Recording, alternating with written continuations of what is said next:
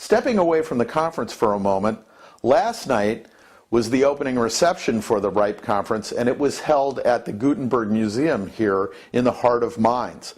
This, of course, being the city of Johan Gutenberg, this museum has priceless holdings that demonstrate the entire history of printing. The museum director served as our guide and showed us everything that was on display, including reproductions of the oldest printing presses, documents printed in Korea in the 8th century. She demonstrated how type was cast. She demonstrated how the Gutenberg Bible was printed.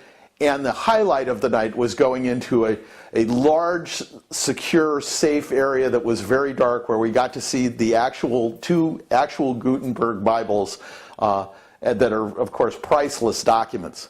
The paper came along the Silk Road to Europe, and we can say that, for instance, in Germany, paper making probably started, as far as we can say, in 1390.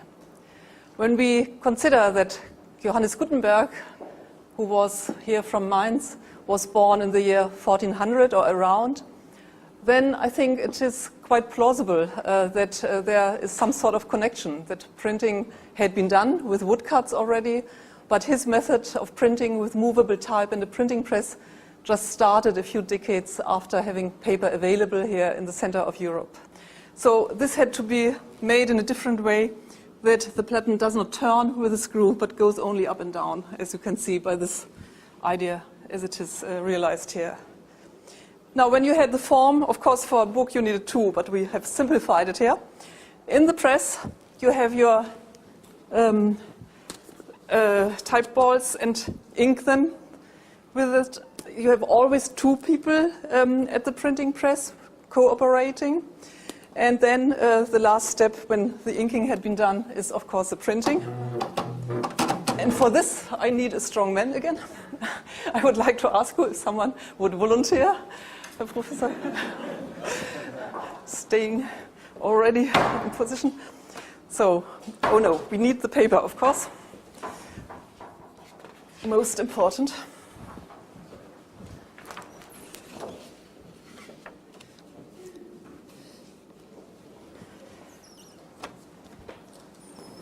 The frame goes down on the printing form. And now we have to, you're on the wrong side. You have to go to my side, please, like this. And the printer always has to be on this side. That is the traditional way to do it. And then, yes, and oh, where are you? Where are you now? And now with all your strength, it will not be damaged. Yes. Quite so. Very well, thank you. That's why I need a man, you see? If you like to make photographs, you can do it here, no problem. And we get it out again. And now, if you listen, maybe we hear something. It's very soft sound, but yes. Yes, it's a nice print. Well done. So what we have here is the reproduction of one page. Here we are. Of the Gutenberg Bible from the St. John's Gospel. And this is good for a first try, I should say. You can keep it if you like. Thank you very much for your help. Thank you very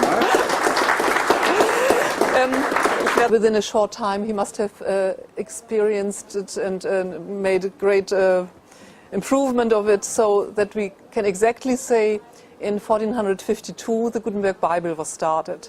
There must have been many or other published works, like, for instance, grammars, Latin grammars called Donatus, like this fragment which we have here, calendars and other things. But the big work that was a Bible was started in 1452. And you will see the originals in a very short while. What we can see here is just a fragment of a double spread, when they had blanks here, and later on the scribe got a printed sheet with all the lines which were missing, and he had to handwrite them into. When did you get pages?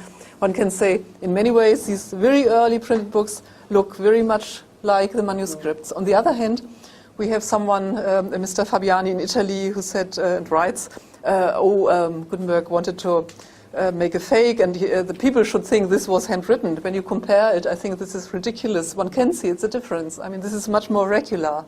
It is another way to do it. But the system was still the same in many ways.